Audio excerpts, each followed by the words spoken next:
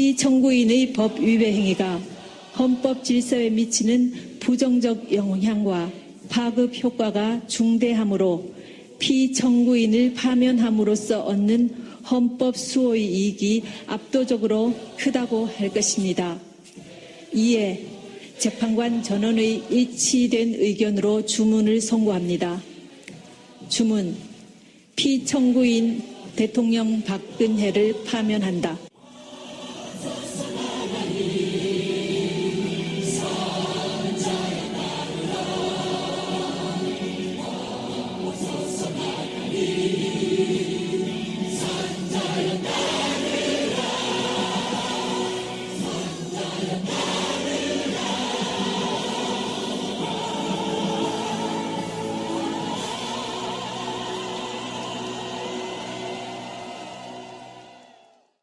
박근혜 씨는 3월 10일 11시 21분으로 파면되었습니다. 대통령입니까? 아닙니까? 청와대는 누가 있는 곳입니까?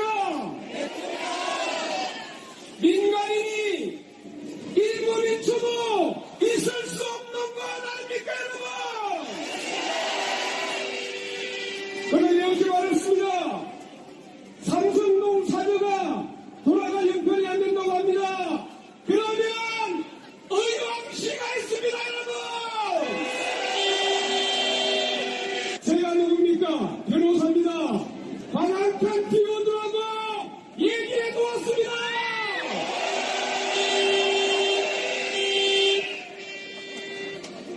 이렇게 얘기합니다.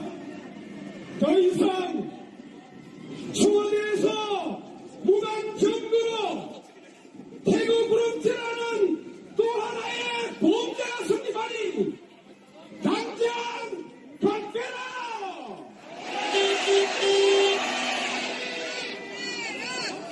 그들은 이렇게 말했습니다. 박영수 특검팀이 청와대를 압수수색할 때 그들은 군사상 비밀을 유하는 장소라고 얘기했습니다. 그런데 민간인이 지금 군사상 비밀 장소를 무단 청구하고 있지 않습니까? 우리는 용납할 수 없습니다. 이렇게 얘기해야 됩니다. 이것은 황교안 권한대행이 무단 청구를 방치하고 있는 것 아닙니까? 따라서 법과 헌법을 준수해야 될 전 대통령과 권한대행이 또다시 법을 위반하고 있습니다, 여러분. 이렇게 외치겠습니다. 박근혜는 박근혜라! 박근혜 박배! 황교안은 물러가라! 이 나쁜 정권, 국민을 배반한 정권, 끝내 끌어낼 때까지 우리는 촛불을 놓지 말아야 하겠습니다!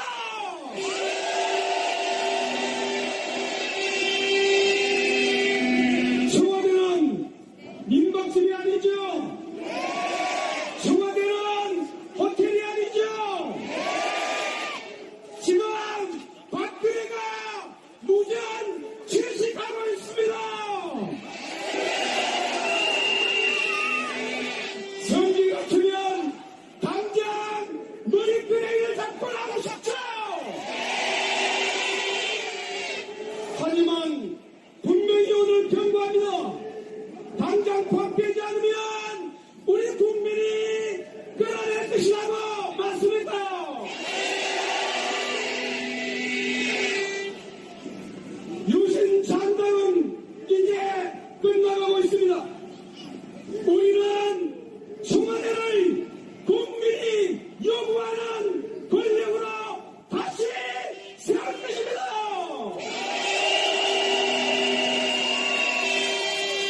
외치겠습니다. 촛불이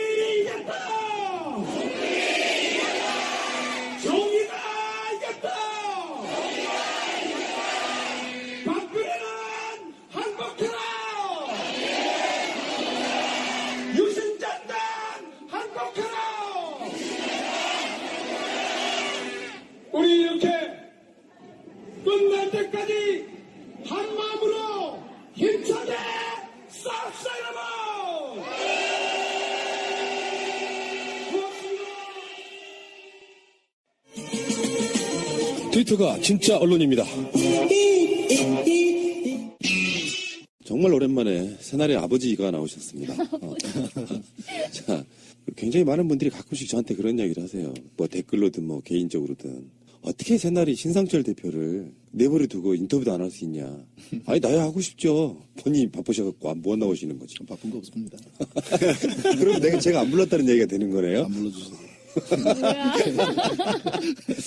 자, 우리 신상철 정신의 대표님 나오셨습니다. 어서 오십시오. 안녕하십니까. 예. 반갑습니다. 목소리 여전히 아름다우시고요. 예, 더 젊어지신 것 같아요. 얼굴이 많이 좋아지셨어요. 건강은 다 나으신 거예요, 이제? 열심히 운동하고 있습니다. 뭐 운동만이 살 길이다. 재검사도 받으셨나요? 작년 이제 항암 후 3년차 검사를 작년 6월 달에 받았는데 이상 없는 거로 나왔습니다. 너무 정말 축하드려요. 금년 8월에 또 검사 받고 이제 1년 반 지나면 졸업이 예정되어 있습니다. 제가 얼굴을 뵈니까요. 정말 젊어지셨어요. 지금 신비님보다 훨씬 뉘시잖아요. 신비님보다 한참 아래로 보이거든요, 지금. 체중도 한 4kg 빠진 것 같아요. 반성 좀 하세요, 지금. 뭐 하는 거야, 이 뚱땡이, 진짜. 나 또 어디까지 망가지나 보게. 이제 암에 한번 걸리시면 확실하게 그런 악담을. 이번에 안 나오시면 제가 절규하겠다고 한번 나오시라고 그랬어요. 그래서 무슨 이야기든지 해달라, 이렇게. 일단. 왜 암을 이긴 사람들 이런 그렇죠, 것도 하든가. 오늘 주제는, 암을 이기는 법. 이걸로 갈까요? 어쨌건 간에 진실의 길 지금 잘 되고 있습니까? 네, 일단? 아직까지 죽지 않고 살아 있습니다. 저도 가끔씩 들어가서 올라오는 기사나 이런 것들 보거든요. 일반 기존 매체하고는 확실히 좀 달라요. 더 깊고 다른 면을 보려고 노력하는 게. 그렇게 좋은 면만 봐주셔서 그런데 네. 실은 취재 기능 자체가 없습니다. 기자를 채용할 형편이 안 되다 보니까 우리 서프라이즈는 칼럼 사이트, 진실의 길은 언론 사이트인데 언론으로서의 기능을 아직도 좀 미흡한 부분이 있죠. 그래서 칼럼 중심으로 이렇게 좀 심층 분석적으로 이렇게 가닥을 잡아서 운영을 하고 있습니다. 방송 중간에 좋아요를 눌러주시면 새날팀들에게 큰 힘이 됩니다. 미리 감사합니다. 하나씩 좀 여쭤볼게요. 네. 일단 첫 번째 질문은 저는 세월호를 하고 싶어요. 그렇습니까? 왜 그러냐면은 네. 저희들 방송을 처음부터 들으신 분들은 아시겠지만 세월호 사건 나기 한 달 반 정도 전에 우리 방송 만들어졌고요. 그리고 세월호 사건 나자마자 바로 다음 날 대표님 인터뷰를 했고요. 대표님은 누구나 다 아시겠지만 선박의 전문가시고요. 그 세월호 사건이 지금 벌써 다음 달이면은 3년째가 되는 거거든요. 네. 그렇게 되면은 대표님이 나와서 하셨던 얘기가 지금 머릿속에 아직도 맴돌아요. 그 시간이 흐르면서 대표님이 어떤 갖고 계신 생각이 네. 달라진 점이라든가 이런 것들 좀 말씀해 주실 수 있나요? 크게 달라진 점은 없는 것 같아요. 네. 천안함 사건도 그렇습니다만은 선박에서 일어날 수 있는 사고라는 것이 선박을 운항해본 사람들 입장에서는 유추할 수 있는 범위가 그렇게 크지가 않아요. 선박 사고가 일어나는 메커니즘 자체가 절대로 있을 수 없는 것도 있을 수 있고 또 발생 가능한 것도 있는데 그러한 관점에서 본다 그러면은 우리가 유추할 수 있는 범위에서 크게 벗어나질 않거든요. 네. 세월호도 마찬가지입니다. 초창기에 제가 원인을 짚었던 내용에서 크게 변한 것은 없는데 다만 그동안 여러 가지 분석들이 있었죠, 그죠? 크게 우리가 본다면은 파파이스의 정 감독님께서는 이제 뭐 앵카와 관련된 말씀을 하시기도 하고 또 최근에 그 동영상 자로님의 분석도 있었죠. 네. 거기에는 이제 뭐 잠수함과의 충돌을 말씀하셨잖아요. 그래서 그와 관련해서 그 이후에 또 저한테 이제 인터뷰 요청이 온 분도 계세요. 김영인 교수님도 이제 전화를 주시고 하셨는데 제가 사실은 공식적인 입장을 말씀드리지는 않았어요. 근데 제 생각은 뭐냐면 그것이 정답이다 아니다라고 말씀드리기 이전에 우리는 보다도 좀 신중하게 분석해 볼 필요가 있겠다라는 말씀을 드리고 싶습니다. 뭐냐면 만약에 충돌이 있었다면 그 부분에서는 조금은 좀 유보적인데요. 충돌이 있었다면 그것도 대변침을 가져올 수 있을 만한 충돌이 있다면 그만한 데미지가 우리 눈에 보여야 돼요. 그래서 우리 눈에 그만큼의 데미지가 보이지 않는 상태에서 그걸 이제 범위를 확정하는 것에는 좀 다소 이제 우리가 조심스러울 부분이 있다. 근데 지금까지 이제 우리가 세월호를 정상적인 모습일 때 기울어지기 시작할 때부터 해서 완전히 뒤집어질 때까지 봤지 않습니까? 그런데도 우리 눈에 보이지 않는 부분은 분명히 존재합니다. 예. 특히 이제 선미 쪽, 선미 하부 쪽은 우리가 거의 못 본 부분이 있지만 선수 쪽 하부는 우리 거의 다 봤잖아요, 그죠? 그렇죠. 완전히 뒤집어지면서.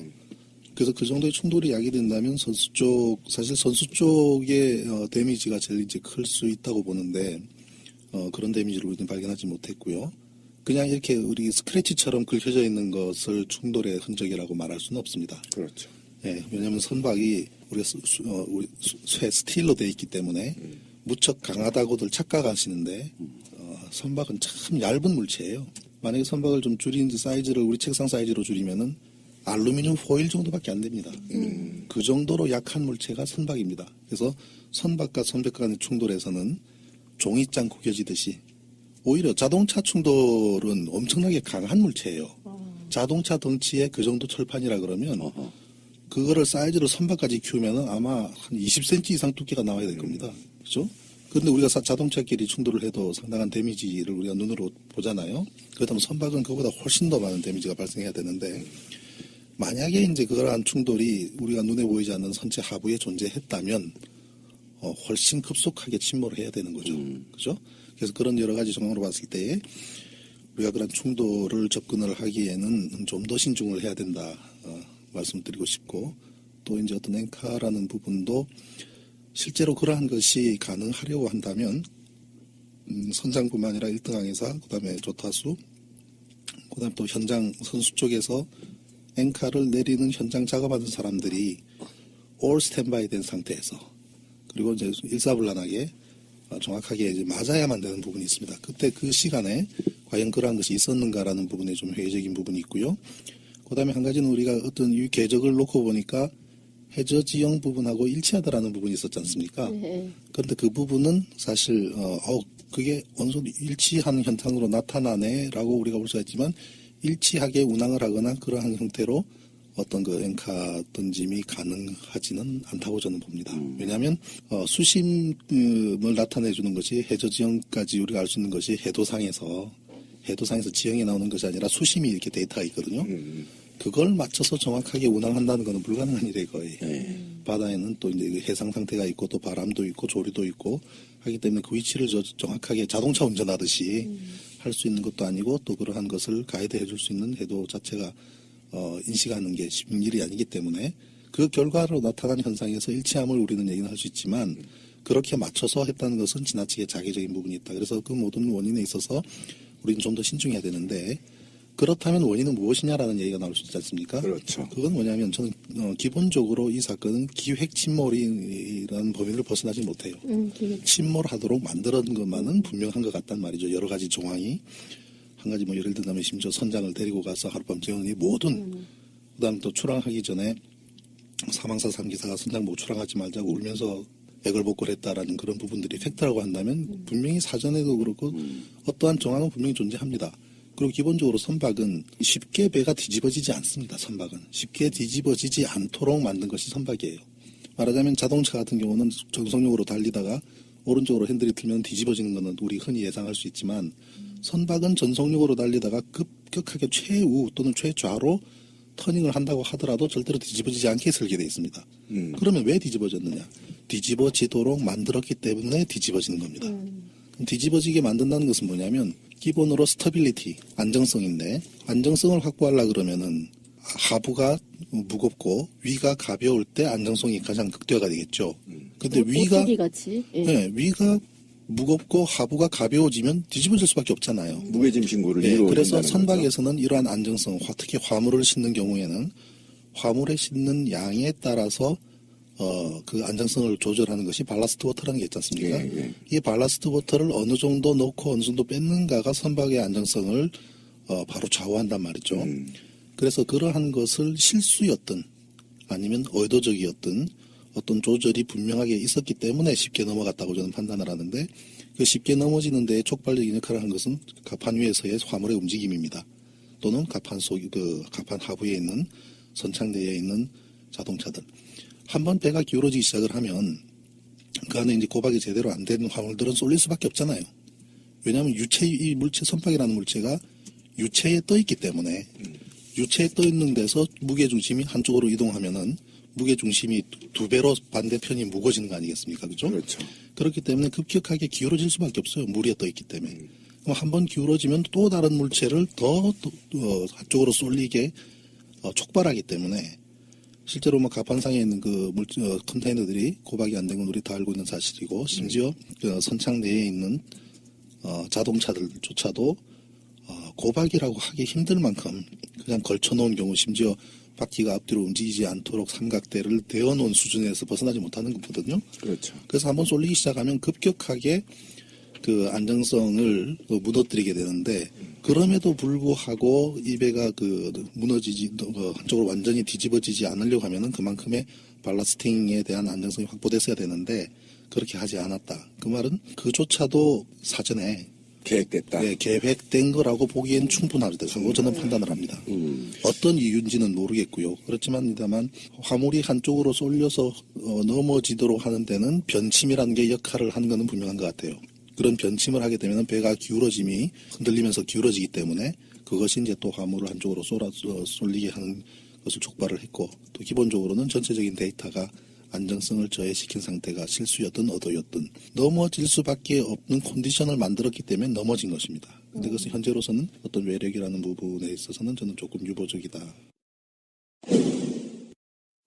그러니까 앵커 침몰설이 지금 이제 어쨌든 자료에 의해서 이제 부정이 됐고, 그다음에 자료의 자료에 의해서 이제 자료를 분석한 이후에 어쨌든 기획 침몰설이 사실상 이제 우위를 저도 그런 생각을 해봤어요. 그러니까 물리적 가속도나 무게를 수작업으로 계산해서 1,900톤 아니었습니까? 고박이 18루트로 갔었죠. 그럼 이거를 잠수함에 들이받으려면 저기서 9,000에서 약간 2만 정도의 속도를 내는데 그래야 이게 틀어지게 돼 있더라고요. 보니까 물리 계산으로. 그럼 이제 잠수함 사실은 급변침하는 게 굉장히 어려운 상태고 아까 말씀하신 게 그렇게 되면 잠수함의 데미지가 분명히 있어야 될 거고 그죠? 네. 예. 근데 그게 보이지 않았단 말이죠. 그러면 이제 기획 침몰설이라면 말씀한 대로 자료에 보면 평형수를 장난치고 그다음에 그 평형수를 장난침과 함께 화물을 한쪽으로 치우칠 수 있도록 급변침을 했단 말이죠. 그런데 나중에 그 갑판에 있던 것들은 이미 바다로 떨어졌을 때 만약에 바다로 떨어졌을 때 이미 배에 작용되는 힘이 솟아됐기 때문에 네. 다시 복원을 해야 되는 게 맞는 거잖아요. 그다음에 함물량이 너무 적기 때문에 네. 그러니까 그것도 또 해석하기가 굉장히 어렵단 말이죠. 네. 그렇게 또 이해를 하면 이게 기획 침몰설도 좀 지금 해석하기가 어렵지 않냐. 네. 선박에서의 안정성 부분에 사실 저도 배를 운항을 할 때 예. 제가 이제 2등 항해사 때 한 번 경험을 했는데요. 예. 그때 이제 태평양을 항해하기 전에 일본에서 마지막 항구를 출항하기 전에는 화물 컨디션을 좀 풀로 체크를 합니다. 예. 1등 항해사가 체크를 하고 3등 항해사의 도움을 받아서 화물 플랜이 제대로 되어 있는지 그 대부분은 부두에 있는 하역센터에서 전부 계산을 해서 가지고 와요. 가지고 오면 그 화물 컨디션을 보고 안정성이 문제가 되겠다 싶으면 화물을 재배치하게 됩니다. 즉 무거운 화물을 좀 더 밑에 놓고 밑에 그 가벼운 화물을 위쪽으로 배치를 하려고 그러면 사실 한 창을 왕창 퍼내고 다시 넣는 재배치가 필요할 분도 있어요. 근데 그러다 보면 출항 시간이 1시간, 2시간 늦어지게 되죠. 특히 일본처럼 인건비가 비싼 곳에서 출항 시간 늦어지게 되면 데미지가 크거든요. 그렇죠. 그럴 경우는 1등 항해사는 상당히 고민을 하게 됩니다. 이걸 2시간을 하더라도 안정성을 확보할 것이냐 아니면은 그냥 출항해버릴 것이냐. 근데 그 당시에 일항사가 그러한 점에서 좀 미숙한 분이 1등 항해사를 맡았었는데 그냥 출항을 해버렸어요.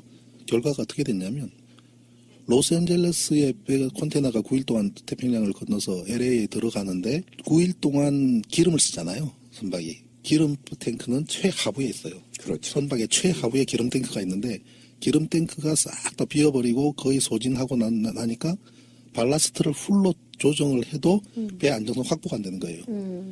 그러니까 배가 운항을 하다가 왼쪽으로 싹 기울어져요. 한 5도, 10도 가까이 기울어버려요. 그러면 오른쪽에 물을 넣든지 왼쪽에 물을 빼든지. 그렇죠? 그래서 오른쪽으로 기울게 하는데 더 이건 물을 넣을 곳이 없으니까 할 수 없이 왼쪽에 물을 뺄 수밖에 없는 상황이 되는 거죠. 그래서 살짝 빼서 가운데까지 맞추면 바로 서는 것 같다가 이번에 오른쪽으로 휙 넘어가 버려요. 그렇게 좌우 몇 번 이렇게 하다가 만약에 그때 날씨가 안 좋았다면 침몰했을 겁니다. 그렇죠. 그런데 다행히 태평 그 퍼시픽처럼 아주 평온한 날이었기 때문에 다행히 한국까지 들어가는데 이상이 없었는데 그때 정말 죽는 줄 알았습니다. 즉 어떤 상황에서 아무리 안전성을 확보를 하려고 해도 컨디션 자체가 미쳐주지 않으면 지금 세월호 같은 경우도 화물 계산에 많은 또 비중을 두고 있는 분도 계신데 그것보다 사실은 발라스트 오더 바닷물을 얼마만큼 넣고 빼느냐에 따라 더 많은 영향을 받게 돼요. 그리고 화물창에 아무리 화물을 많이 넣는다고 하더라도 그 오바토니지를 되기도 쉽지가 않지만 오바토니지가 된다 손 하더라도 배는 어느 정도 감항하게끔 되어 있거든요. 그런데 이제 이 배가 이제 기울어질 수밖에 없고 뒤집어질 수밖에 없었던 데는 그만큼의 발라스팅 아까 뭐 장난쳤다는 표현을 하셨습니다만은 발라스팅에 문제가 있었다. 그것이 의도적이든 아니든. 네, 그런데 이제 제가 이제 기획이라는 부분을 말씀드릴 수밖에 없는 부분은 여러 의문점이 있는 여러 정황들 해경에 이르기까지 그 모든 과정들이 우리가 순수한 사고라 보기에는 너무 지나치게 자기적인 부분들 그다음에 의문점들이 너무나 많기 때문에 그렇게 생각할 수밖에 없다고 말씀드리고 싶네요. 시간이 벌써 3년 지났고요. 그리고 그 사이에 우리가 생각할 수 있는 변수는 세월호가 바다에 가라앉아서 아직까지 3년 동안 떠오르지 않고 있는 거 외에 해수부라든지 이것을 관리하는 쪽이 안에 들어가서 무슨 작업을 했는지는 몰라요. 보도에 의하면은 배를 끌어올리기 위해서 온갖 구멍을 냈다는 보도 같은 건 나오고 있습니다. 그런데 우리는 그 3년이라는 시간 동안 배 상태를 우리가 직접 보지는 못했지만 어떤 사회적 정황들이랄까 온갖 이야기들이 나오면서 심지어는 뭐 국정원 연구원설 같은 것들이 아예 이제 불변의 사실처럼 지금 굳어져 있는 상태인 거잖아요. 결국에는 세월호를 인양을 하겠다, 뭐 4월달에 인양을 하겠다, 뭐 이런 식의 얘기가 나오고 있는데 배를 들어 올렸을 때 중점적으로 봐야 되는 게 뭔지 이제는 그 미래지향적인 얘기를 한번 해보고 싶어요. 일상적인 해난 사고를 통해서 6,000톤급 여객선이 가라앉는데 이거 30m, 50m 그 사이에 있다고 하는데 이거 3년 동안 못 끌어올릴 만큼 어려운 작업인가요? 이게? 그게 난센스죠.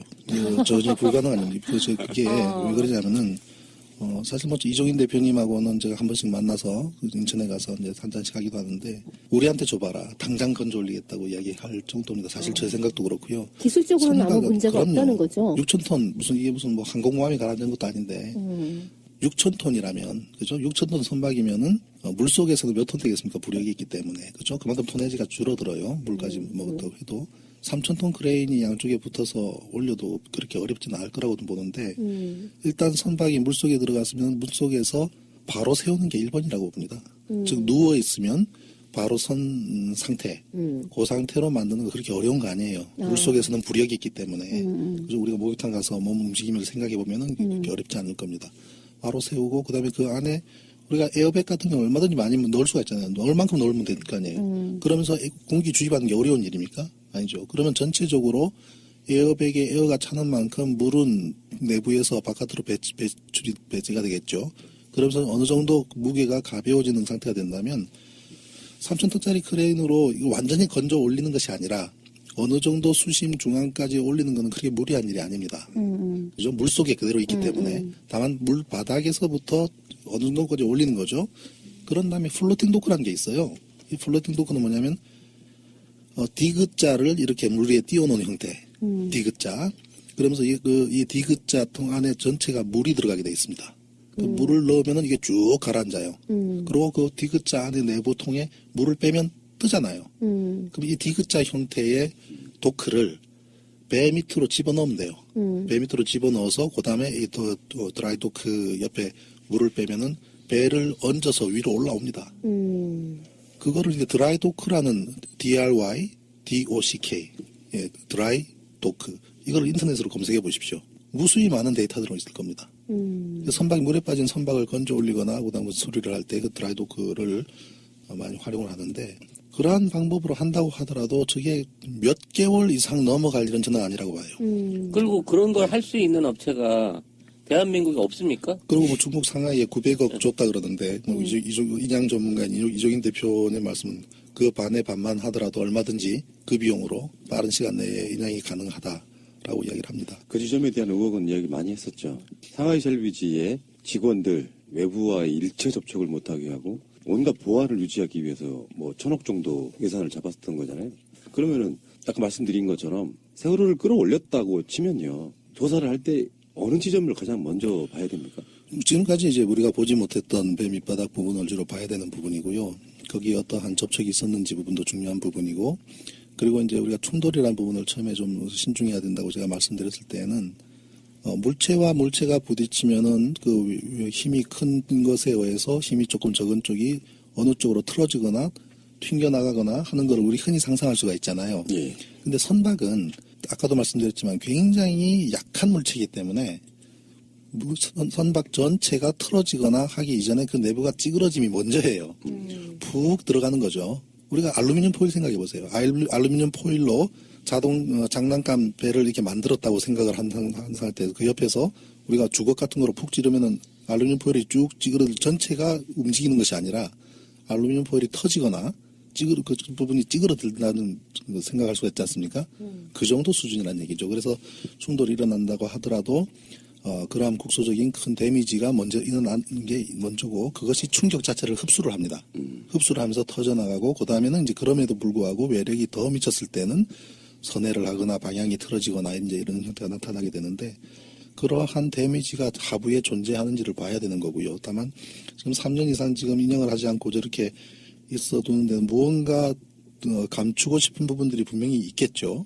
무언가 드러나서는 안 된 부분이 있었을 거라고 보고, 또 올라오는 것보다는 그대로 있는 것이 또 문제 이야기를 시키지 않는다고 계속 미루고 있는 부분이 분명히 존재한다고 저는 보는데, 저는 지금 오히려 제안 드리고 싶은 것은, 지금 어차피 지금 와서 앞으로 4월까지 인양하겠다.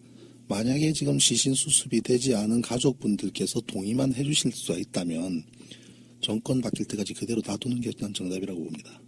그대로 놔뒀다가 정권 바뀌고 제대로 조사를 해서 제대로 인양할 수 있는 그런 플랜을 짜는 게 훨씬 더 그 가족들 입장에서도 바람직하다고 봅니다. 저 안에서 지금 어떤 데미지를 입히거나 아니면 잘라내거나 파공시키거나 이러한 부분들이 있어서는 안 되는 거거든요. 근데 이미 129개의 구멍을 뚫었거든요. 그거는 뭐 거의 이제 뭐 사고의 원인을 파악하는데 증거가 다 사라졌다 이렇게 봐야 되는 거 아니에요? 적어도 130개 그렇죠. 가까운 뭐 어떤 파공을 그 뚫었는데. 데미지를 입힌 인위적으로 한 것 자체가 증거를 훼손하는 행위죠.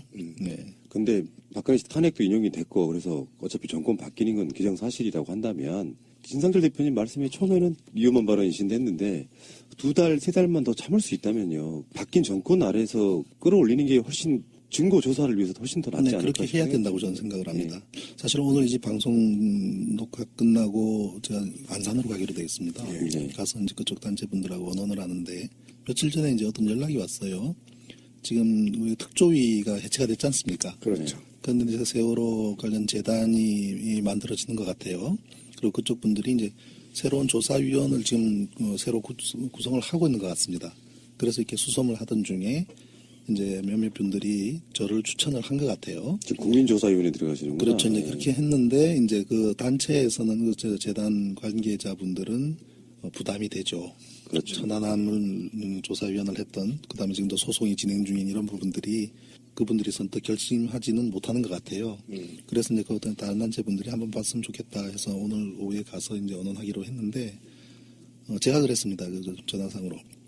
제대로 조사하려고 그러면 이종인 대표하고 내가 가서 조사하면은 충분히 조사할 수가 있다. 그런데 그렇게 하지 못할 것 같으면 쉽지는 않을 거다. 선뜻 조사위원으로 나서는 분들도 쉽지가 않을 것이고 부담스러워하실 것이고 그런 생각을 이제 전달은 했습니다만은 앞으로 어떻게 결정이 될지 모르겠습니다.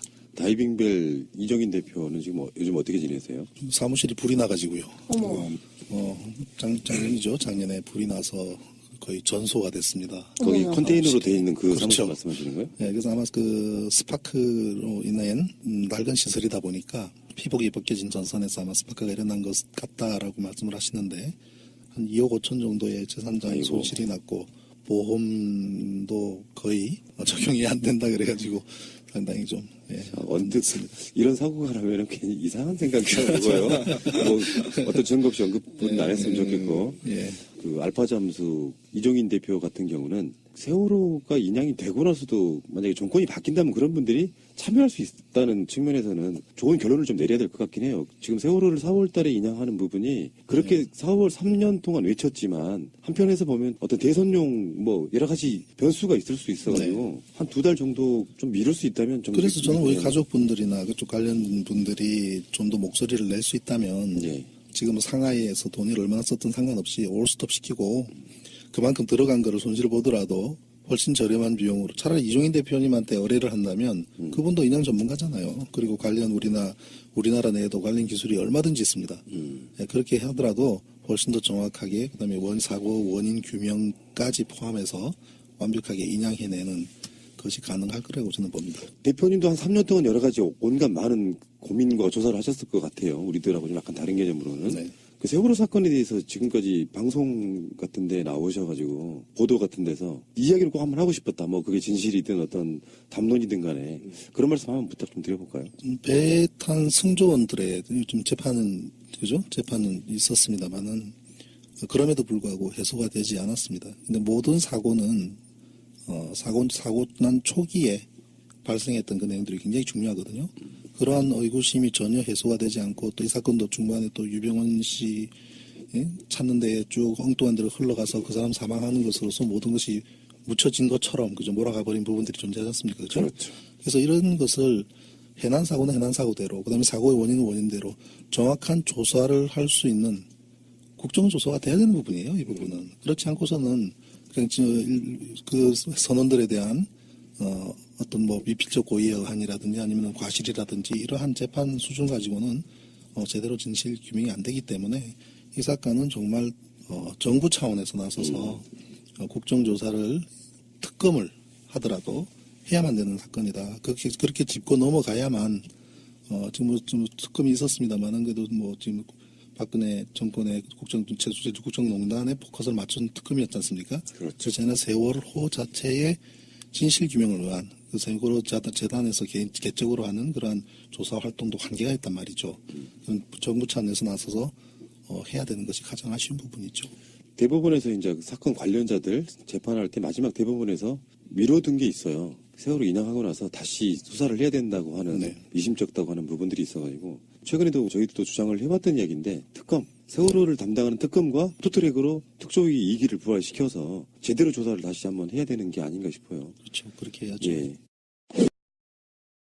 자, 두 번째 이야기는 천안함 이야기를 한번 해보겠습니다. 신상철 대표님이 천안함 재판 1심에서 지금 유죄가 나신 거고요. 2심에 지금 돌입하신 거예요. 5년 만에 1심 재판이 끝났기 때문에 이건 사실상에 이제 최소한 7년 이상 걸리는 그런 재판이 될 걸로 보이는데 그간의 경과를 좀 간단하게 좀 부탁드릴게요. 1심 재판이 5년을 끌었는데 2010년부터 시작을 했어요. 2010년 천안함 사고 3월 달에 천안함 사고가 나고 5월 달에 기소가 돼서 이제 5월부터 검찰 조사가 시작이 돼서 8월 달에 기소가 됐고 9월부터 재판이 시작됐거든요.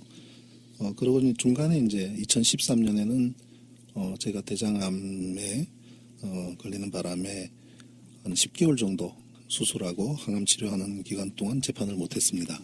그리고 이제 2013년 10월 달에 재판이 재개가 되어서 작년 2016년 1월 25일 날 1심 선고가 났어요. 그 선고 결과는 34개 항목, 제가 칼럼을 썼던 그분들이 문제를 삼은 부분이 34개 칼럼인데 그 중에 32개는 무죄, 그리고 2개 항목에 대해서 유죄를 내려서 징역 8월에 집행유예 2년 선고가 났습니다. 그게 이제 작년 1월 달이고요. 그 유죄가 정확하게 2개가 뭡니까? 어떤 이유예요? 그게 김태용 국방장관에 대한 명예훼손 부분, 그다음에 해군에 대한 명예훼손 부분이라는 부분인데 예를 들면은 제가 이제 천안함 선체를 조사를 하고 이렇게 가서 보니까 스크래치 부분이 굉장히 희미하더라. 배가 올라왔을 때 종방향으로 쭉 나 있던 스크래치 부분은 선박이 그러한 스크래치가 나는 종방향으로 나는 그냥 단순한 스크래치가 아니라 선박 전반에 그거는 육지 땅 구조물을 접촉을 했기 때문에만 발생하는 거거든요. 뭐 고래가 가서 등을 문질러서 생기는 것도 아니고요.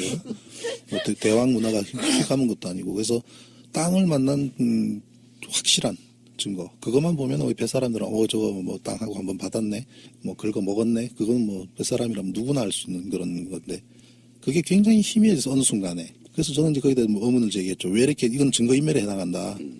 그래서 이제 국방장관한테 제가 항의의 표시에 글을 쓰고 그렇게 했는데 나중에 밝혀졌습니다만은 그 어느 업체가 투입이 돼서 부식 방지 코팅 처리를 했어요.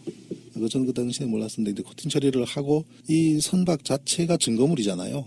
그러면 그것을 갖다가 이렇게 이 외판에 손을 보는 거는 굉장히 조심스러운 부분입니다. 그렇죠. 또 하면 한다라는 것이 이제 알려져야 되고 또 그다음에 그 증거를 훼손하지 않는 범위 내에서 부식을 방지하는 정도의 코팅, 예를 들면 투명한 아크릴 위에서 뭐 도포를 한다든지 이런 형태가 아니라 아예 그라인딩까지 해버리고 하게 되면 아예 증거를 인멸해버리는 거거든요. 그렇죠. 네. 그래서 그러한 흔적이 너무나 역력해서 그에 대해서 이제 이의제기를 했더니 이제 그 부분이 국방장관을 내 명예를 훼손했다고 본다는 거예요. 재판부는.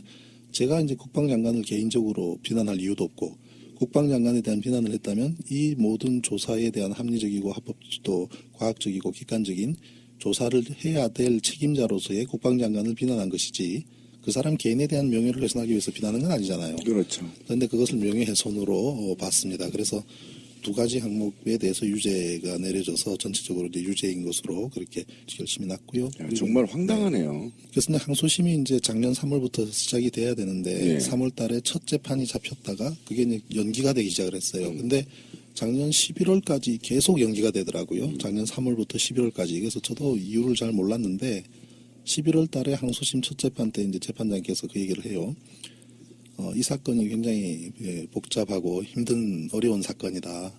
그래서 이 사건만 들여보는데 여름 휴가를 반납할 정도로 이 사건만 들여다봤습니다. 라는 이야기를 하시더라고요. 그래서 일단 기록만 하더라도 1심이 기록이 5년간 재판을 했기 때문에 48번에 걸친 공판 그리고 한 60명 되는 증인들에 대한 신문 과정이 있었기 때문에 그걸 다 검토하는데 시간이 많이 걸렸던 것 같아요. 그래서 작년 11월에 항소심 첫 재판이 열리고 12월 달에 두 번째 재판 그 두 번의 재판은 항소심에서 어떻게 다룰 것인가 어떤 증인을 부를 것인가 하는 범위를 획정하는 재판이었고 지난달 2월 16일 날 3차 공판이었는데 실질적인 항소심 첫 재판이 열렸습니다. 그래서 검찰 측 증인으로 권영대 대령이라고 UDT 대대장이 증인으로 나왔고 그분은 이제 또 폭침 어뢰를 건지다라는 책을 쓴 분이에요. 아, 그래요?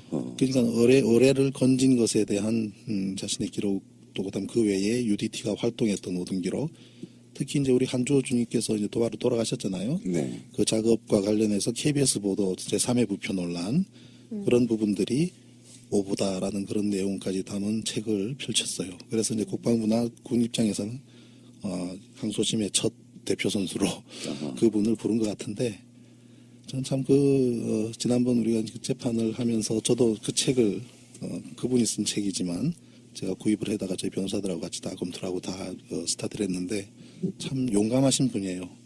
거짓된 내용을 책으로 펼쳐내는 것이 쉬운 일 아니거든요. 우리가 책을 쓴다고 하는 것은 참 조심스러운 일이에요. 그리고 이제 그 내용이 사실 진실만을 담아야지 그렇지 않을 경우는 나중에는 족쇄가 될 수밖에 없잖아요. 그렇죠?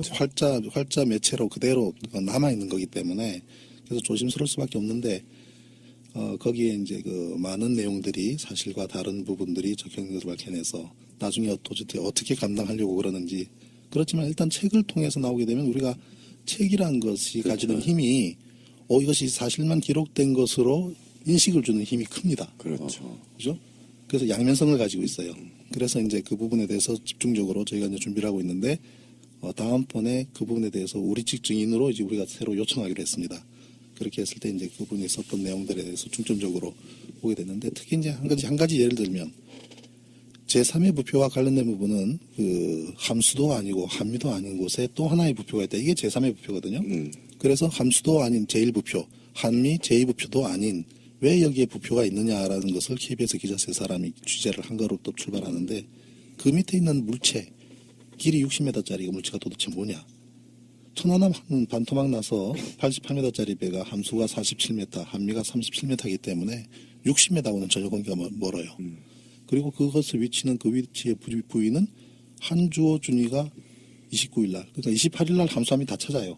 함수 한미 다 찾고 부위 설치한 그 다음 날 어군 탐지기를 이용을 해서 별도로 찾아서 별도로 부위를 설치했다는 것도 이미 증언으로 나왔고 또 그 안에 있는 물체에 두 팔 벌려 둥그런 해치로 다녔다 그랬죠.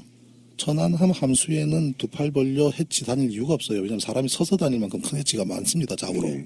그렇기 때문에 두 팔 벌려 둥근 해치에 굳이 산소 투물로 메고 들어가는 것조차도 그 구조 자체가 천안함 구조가 아니고 또 결정적인 것은 천안함 함수는 반드시 누워 있었어요. 옆으로 90도로 우연쪽으로 쓰러져서 완전히 90도로 넘어져서 우연 갑판에 이 거대한 바위 덩어리가 꽂혀 있을 정도로 완전히 넘어갑니다. 그런데 그 안에 들어갔다 온 사람의 증언은 45도 정도 기울어 있었다는 증언이 있어요. 그래서 제3의 부표는 분명히 천안함과 다른 구조물입니다. 그리고 거기서 한조준이가 작업하다가 사망을 했습니다. 그런데 이분은 책을 통해서 그거는 KBS는 오보였다.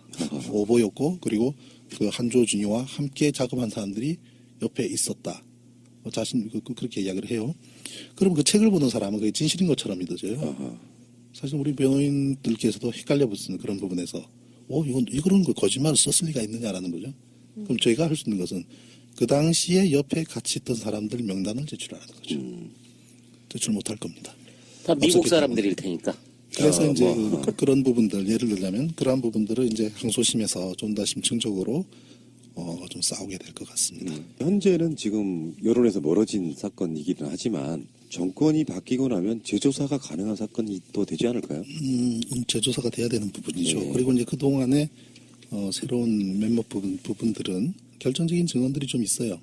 그게 앞으로 지금 현재는 이제 최순실 국정농단 사건이 전국을 주도하고 있기 때문에 다른 데 이제 열이 없겠습니다만은 그거 끝나고 나면은 아마 이제 천안함의 진실 부분이 분명히 화두가 되리라고 저는 생각을 합니다.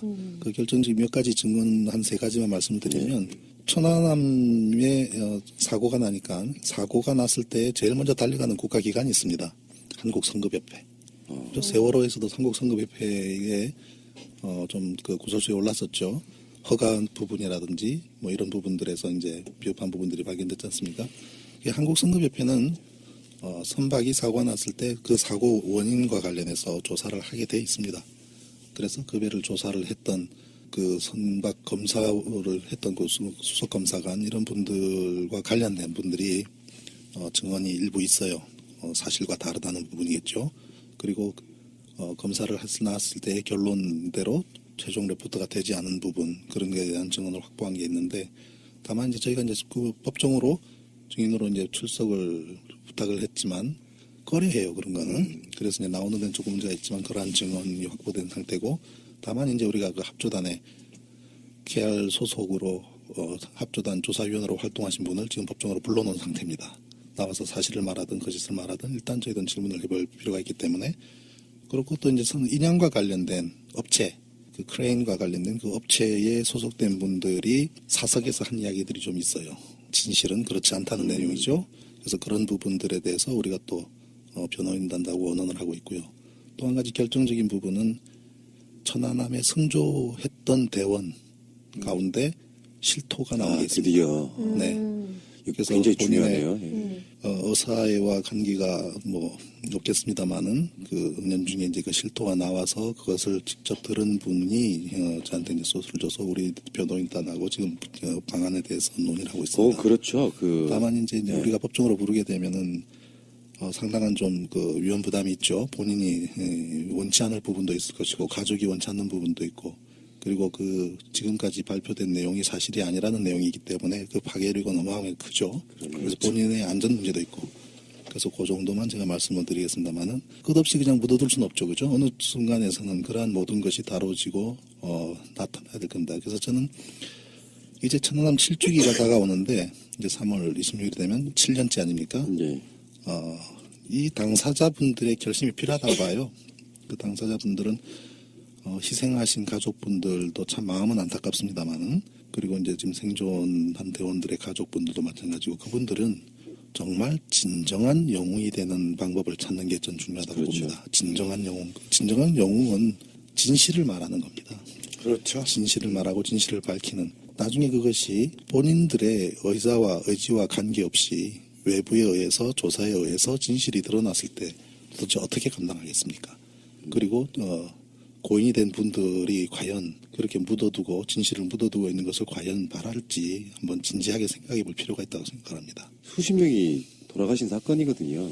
진실이 뒤바뀌어 있다라고 하면 그 자체가 본인들 스스로에게 죄를 짓는 거고요. 또 중요한 문제가 우리가 천안함 사건에 대한 처음부터 사실 그대로 교통사고가 발생한 그대로 얘기를 하고 물속에 가라앉은 선박 그리고 그 안에 있는 인명 이에 대해서 우리가 집중적으로 정치화할 것이 아니라 이 사건 자체를 정치적인 형태로 끌고 갈 것이 아니라 그런 해난 구조와 해난에 대한 공부를 할 수 있는 계기로 삼고 우리가 거기서 교훈을 얻고 또 준비를 하고 했었다면 4년 뒤에 우리가 그 해난 사고에서 더 많은 대응을 더 잘 할 수 있는 그런 거를 천안함 사건을 통해서 매뉴얼도 만들고 축적을 했었어야 되는데 이것을 그냥 정치적인 사건만으로 끌고 가는 바람에 그럴 수 있는 우리는 기회조차도 놓친 거죠. 중요한 부분이라고 그리고 생각합니다. 또 미래에 일어날지도 모를 동일한 사건에 대해서 대비도 지금 안 되고 있는 거잖아요. 그렇죠. 그 진실을 밝힐 수가 없기 때문에.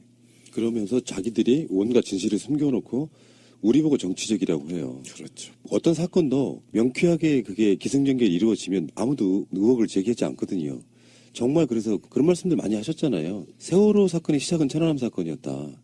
덮는 거를 알게 되니까 진실을 계속 덮고 가는 형태로 지금 세월이 천안함 사건으로부터 7년 그리고 세월호 참사로부터 지금 3년이 지난 거거든요.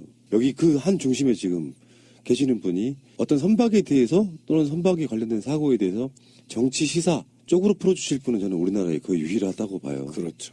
사고 원인은 이야기할 수 있지만 이게 전반적인 어떤 정황 같은 걸 놓고 봤을 때 단순한 사건이 아니라는 이야기를 해주실 분은 천안함 사건이 또 가지는 의미가 왜 이게 또 중요하냐면 최순실 사태를 놓고 보면 한 개인이 국가 권력을 등에 업고 그렇죠? 자신의 이익을 구하고 그다음에 국정농단한 사건 아닙니까? 그렇죠. 천안함 사건은요.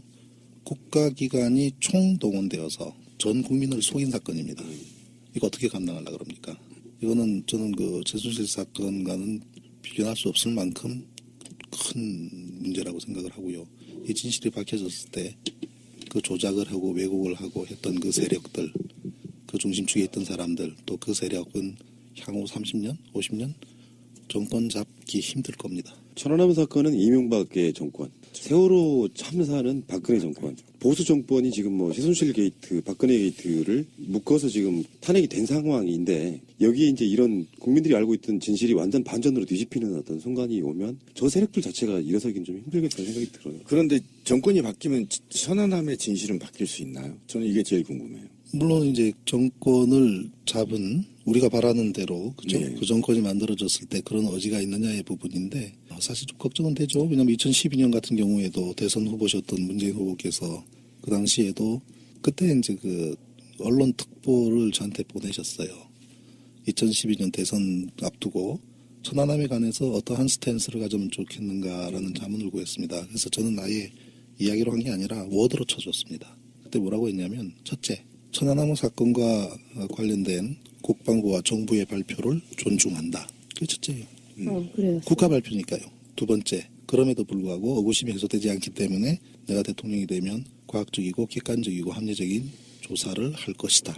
그러면 되는 거예요. 맞잖아요. 그렇죠. 정확한 키워드죠. 그죠. 100% 정확하다고 네. 저는 봅니다. 그렇게 하다면 부담도 없고 또 듣는 사람들도 다 수긍하고 저도 그러면 좋을 것 같습니다. 해서 보내줬는데 그대로 안 하셨어요. 존중한다만. 그리고 결국 그만큼 부담스러웠던 사건인 것 같아요. 그래서 그런 의지를 보여주지 않았기 때문에 앞으로 다시 정권을 잡는다고 해서 그만큼의 의지가 있을지는 모르겠습니다만은 아마 저는 그것이 누가 그 죄수사를 주도하지 않아도 불거질 수 없다고 봐요. 왜냐하면 이제는 뭐 호주머니 뚫고 나오는 송곳이 돼버렸거든요. 나올 수밖에 없습니다. 그리고 모든 사람은 자신의 이익을 구하는 쪽으로 갈 수밖에 없잖아요. 어느 쪽으로 가는 것이 우리가 이득이라기보다는 우리가 그렇죠. 피해를 덜 볼 것인가 하는 고민을 하는 많은 사람들이 있을 겁니다. 그 사람들 중에서 분명히 그러한 것이 불거지 나올 거라고 저는 확신을 합니다. 근데 세월호 사건마저도 지금 만 3년 됐거든요. 근데 칼기 사건 생각을 하면 30년이 넘어버린 사건. 그러니까 사회적 동력이 떨어져요. 아직까지 세월호 사건에 대한 동력은 굉장히 많이 남아있다고 보지만 천안함 사건 건에서 10년 넘어가고 20년 넘어가면 그때는 진실은 알겠는데 조사로 기록에 역사에 남기지를 못하는 상태로 갈까봐 저는 두려운 거거든요. 최소한 10년 넘어가기 전에는 재조사가 이루어져야 된다고 보는 거죠. 그러니까 그런 것 같아요. 생존자분들이 우리 방송을 듣는다면 평생 22~23살에 그 사건을 접한 거 아닙니까? 어떤 것이 국가와 민족을 위한 것이고 본인을 위한 것인지 깨달아야 된다고 생각합니다. 광주 항쟁 때 투입됐던 공수부대 한 분을 제가 아는데요. 평생을 폐인으로 살았습니다. 그런데 그렇게 사지 마시고요. 당당하게 나오셔서 본인들 잘못 아니니까 이런 진실들을 얘기해 줌으로 인해서 그들의 자식, 그들의 후손들이 다시 또 그런 사건으로 희생되지 않는다는 겁니다. 그게 아까 신상철 대표님이 말씀하신 어떤 것이 영웅인지 제대로 진짜 반성하시고 생각해 보시고 나오십시오. 지금 세월호도요. 생존자 학생들이 집회에 연단에 나와서 증언하고 있습니다. 나오셔서 함께 만들었으면 좋겠습니다. 정의로운 사회. 몇 달 전인가 아는 어떤 그 노인분하고 얘기를 잠깐 했는데 천안함 사건에 대해서는 사회적 인식이 그렇게 남아있는 경우가 많아요. SNS나 뭐 인터넷 많이 하셨던 분들을 제외하고는 북한이 어뢰를 쏴가지고 국방부 발표대로 버블 제스트도 아니고요. 그냥 맞춰가지고 천안함이 침몰 사건 이렇게 알고 있어요. 거기에 사회적으로 굳어져 버린다는 것. 물론 그렇게 굳어져 있는 사건의 진실이 반대로 확 뒤집히면 더 반향 크겠습니다만 그 상태로 그냥 역사에 묻혀버릴 가능성도 굉장히 높아져 있는 거죠. 지금 현재. 군에서는 이제 제가 해군 또는 국방부의 명예를 훼손했다고 기소도 하고 하지 않습니까? 근데 저는 해군의 명예를 찾아주고 싶어요. 왜냐하면 우리 역사 이래로 우리 해군이 이순신 장군 때부터 그렇죠. 그렇죠. 적에게 그렇게 침공당해서 패배한 사례가 없습니다. 우리가 서해 오도계 도서라고는 백령도, 대청도, 연평도, 우도 그 도서들이 전부 지금 38선저 위에 있거든요. 인천에서부터 4시간 거리인데 바로 그냥 강 건너가듯이 앞을 바라보면 북한 땅이에요. 그런 섬들이 우리 영토로 남아있는 것도 그 당시에 해군이 그 섬들을 잘 지켰기 때문이거든요. 그런데 속수무책으로 적의 공격으로 한 방에 빨간 반토막 났다라는 것을 그렇죠. 어떻게 그렇게 자랑스럽게 얘기를 하고 또 그렇게 몰아갈 수 있는지 그 세력들, 그 한 줌도 안 되는 세력들 때문에 우리 해군의 명예가 굉장히 땅에 곤두박질 쳐져 있는 거거든요. 저는 그 명예를 찾아줄 겁니다. 그분들 명예훼손은 오히려 그분들이 한 거예요. 해군의 명예를 지키기 위해서. 제가 해군 장교 출신이기 때문에 해군의 명예를 찾을 겁니다. 신 대표님은 굉장히 독특한 일이에요. 세월호 천안함에 최적화되신 분이죠. 해군 장교 출신에 배를 만들어도 보셨고 몰아도 보셨고 더 이상 어떻게 설명을 해요? 그랜드 슬램이지. 전부 다 해보신. 그러니까 천안함 사건 지금 2심 재판 같은 경우는 예상은 언제쯤 끝날 거라고 보세요? 대략 6개월 내지 1년 정도 예상을 하는데요. 왜냐하면 지금 재판이 진행되던 중에 또 새로운 증인을 불러야 될 필요성들이 또 대두되기 때문에 최소 한 1년 그 이상 갈지도 모르겠습니다만 그런데 제가 기대를 하는 것은 그 재판이 결론이 나오기 전에 진실의 단면들이 여기저기서 나오게 될 가능성이 좀 높다고 봅니다. 네, 그것이 뭐 이런 새날 우리 이런 방송을 통해서도 많은 얘기를 할 수 있습니다만은 실제로 또 공중파 방송들이 조명을 하고 또 그것을 새롭게 접근을 할 거라고도 저는 생각을 해요. 또 부분적으로는 제가 해야 되고요. 소설을 준 예. 부분들도 있고요. 그래서 그러한 것을 통해서 또는 그 다른 방법으로 드러나게 되면 재판의 결론은 나중에 시지부지되는 형태로 될 수도 있지 않을까 그렇게 기대를 해봅니다. 제가 대선 출발 한번 할까요? 공약 딱 2가지만 걸게요. 천안함 사건과 세월호 사건의 진실을 파헤치겠습니다. 한번만. 일단 여기 내 표는 나오겠네. 네. 아니 그러니까 이게 뭐 웃으면서 하는 얘기지만 본인 당사자이거나 또는 유가족이거나 하신 분들 입장에서 인생의 가장 중요한 목표일 수 있단 말이에요. 천안함 사건도 그렇고. 그렇죠. 근데 그때 우리 기억들 하시겠지만 신상철 대표님이 정부에 의해서 오염이 돼버리니까요. 세월호 사건의 진실을 밝히는데 조직을 구성하는 데 있어서 반대하고 또 오염시켜놓고 그래서 이상한 음모론자 만들어놓고 그러면서 진실 접근 못하게 그냥 계속 막아버리는 거고요. 제가 봤을 때는 신상철 대표님이 아까 그 트리플 크라운 그 경력과 그리고 이종희 대표 정도 두 분만 의기투합해도 웬만큼은 세월호 조사에 있어가지고 조사라는 게 대장 두 분만 있으면 나머지는 전문가들 구성하면 되는 거죠. 그렇죠. 그 이해도가 제일 높은 사람, 큰 그림 그릴 수 있는 사람은 저는 이 두 분 정도라고 저는 보는 거거든요. 요즘에는 뭐 근데 배 타셔야 되는 분이 이제 언론사 하고 계시고. 자, 알겠습니다. 천안함 이야기였습니다. 한참 아래로 보이거든요, 지금. 체중도 한 4kg 빠진 것 같아요. 반성 좀 하세요, 지금. 뭐 하는 거야, 이 뚱땡이, 진짜.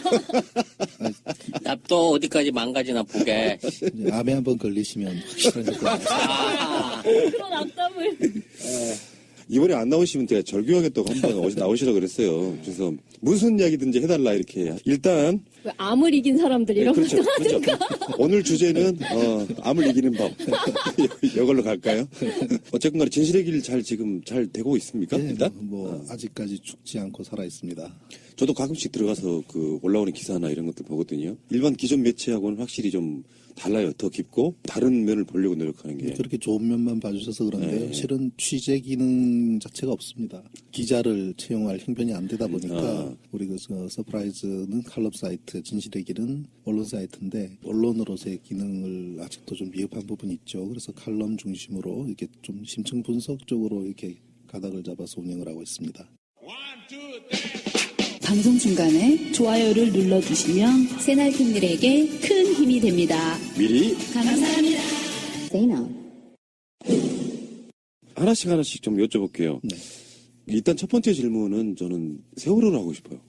그렇습니까? 왜 그러냐면은 네. 저희들 방송을 처음부터 들으신 분들은 아시겠지만 세월호 사건 나기 한 달 반 정도 전에 우리 방송 만들어졌고요. 그리고 세월호 사건 나자마자 바로 다음 날 대표님 인터뷰를 했고요. 대표님은 누구나 다 아시겠지만 선박의 전문가시고요. 그 세월호 사건이 지금 벌써 다음 달이면은 3년째가 되는 거거든요. 네. 그렇게 되면은 대표님이 나와서 하셨던 얘기가 지금 머릿속에 아직도 맴돌아요. 그 시간이 흐르면서 대표님이 어떤 갖고 계신 생각이 네. 달라진 점이라든가 이런 것들 좀 말씀해 주실 수 있나요? 크게 달라진 점은 없는 것 같아요. 네. 천안함 사건도 그렇습니다만은 선박에서 일어날 수 있는 사고라는 것이 선박을 운항해본 사람들 입장에서는 유추할 수 있는 범위가 그렇게 크지가 않아요. 선박 사고가 일어나는 메커니즘 자체가 절대로 있을 수 없는 것도 있을 수 있고 또 발생 가능한 것도 있는데 그러한 관점에서 본다 그러면은 우리가 유추할 수 있는 범위에서 크게 벗어나질 않거든요. 네. 세월호도 마찬가지입니다. 초창기에 제가 원인을 짚었던 내용에서 크게 변한 것은 없는데 다만 그동안 여러 가지 분석들이 있었죠, 그죠? 크게 우리가 본다면은 파파이스의 정 감독님께서는 이제 뭐 앵카와 관련된 말씀을 하시기도 하고 또 최근에 그 동영상 자로님의 분석도 있었죠. 네.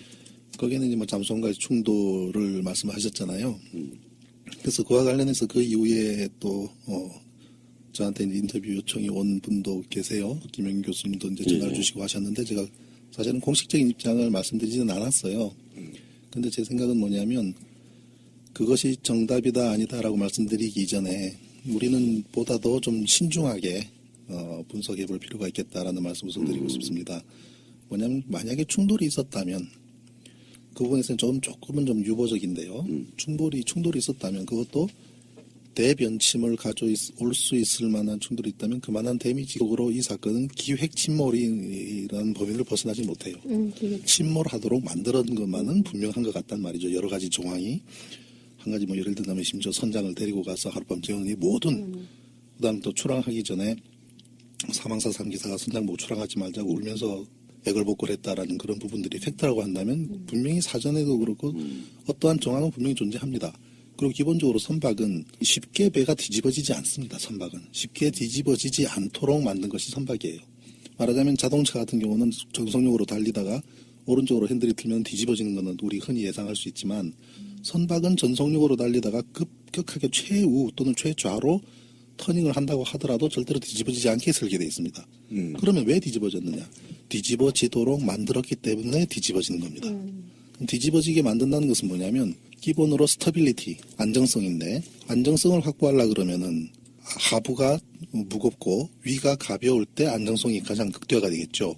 근데 위가 같이. 네, 위가 무겁고 하부가 가벼워지면 뒤집어질 수밖에 없잖아요. 무게짐 신고를 네, 이루어야 그래서 된다는 선박에서는 이러한 안정성, 특히 화물을 싣는 경우에는 화물에 싣는 양에 따라서 그 안정성을 조절하는 것이 발라스트 워터라는 게 있지 않습니까? 이 발라스트 워터를 어느 정도 넣고 어느 정도 뺏는가가 선박의 안정성을 바로 좌우한단 말이죠.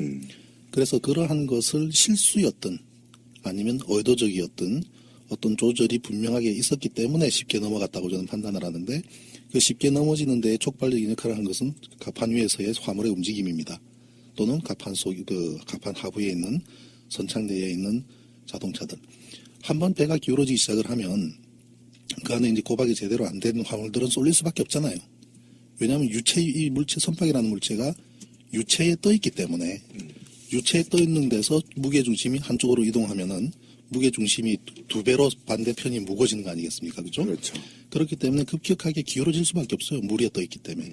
그럼 한번 기울어지면 또 다른 물체를 더 한쪽으로 쏠리게 촉발하기 때문에, 실제로 뭐 갑판상에 있는 그 컨테이너들이 고박이 안 된 건 우리 다 알고 있는 사실이고, 심지어 그 선창 내에 있는 자동차들조차도 고박이라고 하기 힘들 만큼 그냥 걸쳐놓은 경우, 심지어 바퀴가 앞뒤로 움직이지 않도록 삼각대를 대어놓은 수준에서 벗어나지 못하는 거거든요. 그렇죠. 그래서 한번 쏠리기 시작하면 급격하게 그 안정성을 무너뜨리게 되는데, 그럼에도 불구하고 이 배가 무너지지, 한쪽으로 완전히 뒤집어지지 않으려고 하면은 그만큼의 발라스팅에 대한 안정성이 확보됐어야 되는데, 그렇게 하지 않았다. 그 말은 그조차도 사전에 계획됐다. 네, 계획된 거라고 보기엔 충분하다고 저는 판단을 합니다.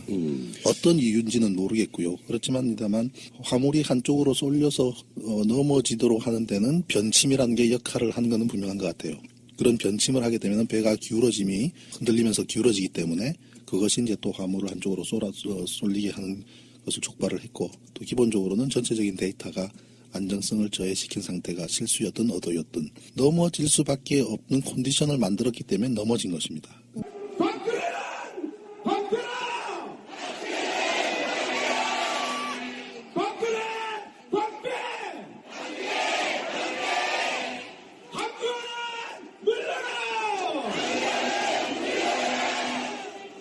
이 나쁜 정권, 국민의 배반의 정권, 끝내 끌어낼 때까지 우리는 촛불을 놓지 말아야 하겠습니다.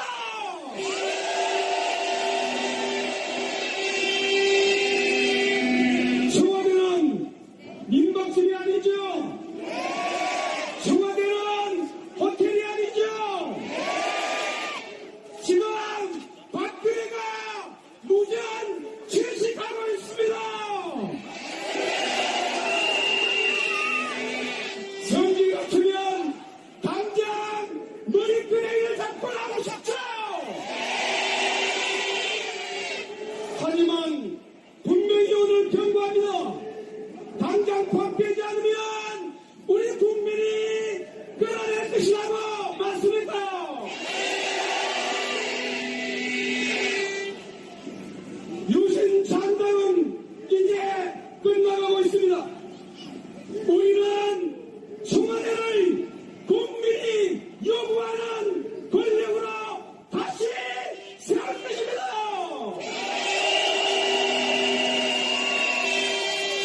외치겠습니다. 촛불이 이겼다. 정의가 이겼다. 박근혜는 항복해라. 유신장단 항복해라. 우리 이렇게 끝날 때까지 한 마음으로 힘차게 싸웁시다 여러분. 고맙습니다. 트위터가 진짜 언론입니다. 정말 오랜만에 새날의 아버지가 나오셨습니다. 자, 굉장히 많은 분들이 가끔씩 저한테 그런 이야기를 하세요. 뭐 댓글로든 뭐 개인적으로든. 어떻게 새날이 신상철 대표를 내버려 두고 인터뷰도 안 할 수 있냐. 아니, 나야 하고 싶죠. 본인이 바쁘셔갖고 못 나오시는 거죠. 바쁜 거 없습니다. 그럼 제가 안 불렀다는 얘기가 되는 거네요. 안 불러주세요. 자, 우리 신상철 정신의 대표님 나오셨습니다. 어서 오십시오. 안녕하십니까. 예. 반갑습니다. 목소리 여전히 아름다우시고요. 예, 더 젊어지신 것 같아요. 얼굴이 많이 근데 좋아지셨어요. 건강은 다 나으신 거예요, 이제? 열심히 운동하고 있습니다. 어. 뭐 운동만이 살 길이다. 재검사도 받으셨나요? 작년 이제 항암 후 3년차 검사를 작년 6월달에 받았는데 이상 없는 거로 나왔습니다. 너무 그래서 정말 축하드려요. 금년 8월에 또 검사 받고 이제 1년 반 지나면 졸업이 예정되어 있습니다. 제가 얼굴을 뵈니까요. 정말 젊어지셨어요. 지금 신비님보다 훨씬 뉘시잖아요. 신비님보다 우리 눈에 보여야 돼요. 그래서 우리 눈에 그만큼의 데미지가 보이지 않는 상태에서 그걸 이제 범위를 확정하는 것에는 좀 다소 이제 우리가 조심스러울 부분이 있다. 근데 지금까지 이제 우리가 세월호를 정상적인 모습일 때 기울어지기 시작할 때부터 해서 완전히 뒤집어질 때까지 봤지 않습니까? 그런데도 우리 눈에 보이지 않는 부분은 분명히 존재합니다. 예. 특히 이제 선미 쪽, 선미 하부 쪽은 우리가 거의 못 본 부분이 있지만 선수 쪽 하부는 우리 거의 다 봤잖아요, 그죠? 그렇죠. 완전히 뒤집어지면서. 그래서 그 정도의 충돌이 야기된다면 사실 선수 쪽의 데미지가 제일 이제 클 수 있다고 보는데, 그런 데미지를 우리는 발견하지 못했고요. 그냥 이렇게 우리 스크래치처럼 긁혀져 있는 것을 충돌의 흔적이라고 말할 수는 없습니다. 그렇죠. 예, 왜냐하면 선박이 우리가 우리 쇠 스틸로 되어 있기 때문에 무척 강하다고들 착각하시는데, 선박은 참 얇은 물체예요. 만약에 선박을 좀 줄인 사이즈를 우리 책상 사이즈로 줄이면은 알루미늄 호일 정도밖에 안 됩니다. 그 정도로 약한 물체가 선박입니다. 그래서 선박과 선박 간의 충돌에서는 종이장 구겨지듯이 오히려 자동차 충돌은 엄청나게 강한 물체예요. 자동차 덩치의 그 정도 철판이라 그러면 그거를 사이즈로 선박까지 키우면은 아마 한 20cm 이상 두께가 나와야 될 겁니다. 그렇죠? 그런데 우리가 자동차끼리 충돌을 해도 상당한 데미지를 우리가 눈으로 보잖아요. 그렇다면 선박은 그보다 훨씬 더 많은 데미지가 발생해야 되는데, 만약에 이제 그러한 충돌이 우리가 눈에 보이지 않는 선체 하부에 존재했다면 훨씬 급속하게 침몰을 해야 되는 거죠. 그죠? 그래서 그런 여러 가지 정황으로 봤을 때 우리가 그런 충돌을 접근을 하기에는 좀 더 신중을 해야 된다 말씀드리고 싶고, 또 이제 어떤 엔카라는 부분도 실제로 그러한 것이 가능하려고 한다면 선장뿐만 아니라 1등 항해사, 그다음에 조타수, 그다음에 또 현장 선수 쪽에서 엔카를 내리는 현장 작업하는 사람들이 올 스탠바이 된 상태에서, 그리고 이제 일사불란하게 정확하게 이제 맞아야만 되는 부분이 있습니다. 그때 그 시간에 과연 그러한 것이 있었는가라는 부분에 좀 회의적인 부분이 있고요. 그다음에 한 가지는 우리가 어떤 이 궤적을 놓고 보니까 해저 지형 부분하고 일치하다라는 부분이 있었지 않습니까? 네. 그런데 그 부분은 사실 그게 어느 정도 일치하는 현상으로 나타나네라고 우리가 볼 수가 있지만, 일치하게 운항을 하거나 그러한 형태로 어떤 그 엔카 던짐이 가능하지는 않다고 저는 봅니다. 왜냐하면 수심을 나타내주는 것이 해저 지형까지 우리가 알 수 있는 것이 해도상에서 지형이 나오는 것이 아니라 수심이 이렇게 데이터가 있거든요. 그걸 맞춰서 정확하게 운항한다는 것은 불가능한 일이에요, 거의. 바다에는 또 이제 해상 상태가 있고 또 바람도 있고 조류도 있고 하기 때문에 그 위치를 정확하게 자동차 운전하듯이 할 수 있는 것도 아니고, 또 그러한 것을 가이드 해줄 수 있는 해도 자체가 인식하는 게 쉬운 일이 아니기 때문에 그 결과로 나타난 현상에서 일치함을 우리는 얘기는 할 수 있지만, 그렇게 맞춰서 했다는 것은 지나치게 자기적인 부분이 있다. 그래서 그 모든 원인에 있어서 우리는 좀 더 신중해야 되는데, 그렇다면 원인은 무엇이냐라는 얘기가 나올 수 있지 않습니까? 그렇죠. 그건 뭐냐면 저는 기본적으로 피청구인의 법 위배 행위가 헌법 질서에 미치는 부정적 영향과 파급 효과가 중대하므로 피청구인을 파면함으로써 얻는 헌법 수호의 이익이 압도적으로 크다고 할 것입니다. 이에 재판관 전원의 일치된 의견으로 주문을 선고합니다. 주문, 피청구인 대통령 박근혜를 파면한다.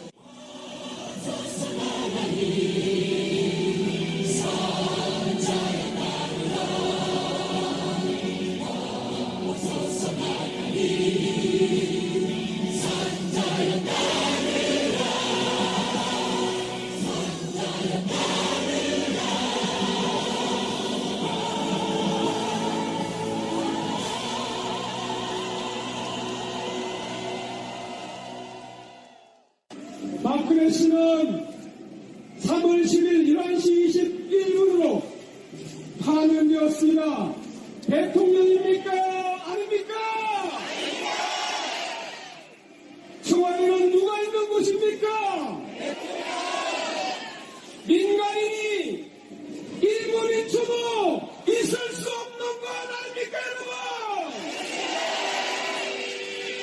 그런데 이렇게 말했습니다. 삼성동 사저가 돌아갈 형편이 안 된다고 합니다. 그러면 의왕시가 있습니다, 여러분! 제가 누굽니까? 변호사입니다. 방한칸 피고들하고 얘기해 두었습니다!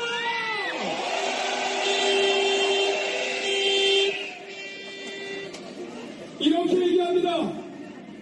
더 이상 청와대에서 무단 경고로 태국그룹지라는 또 하나의 범죄가 성립하니 당장 바뀌라!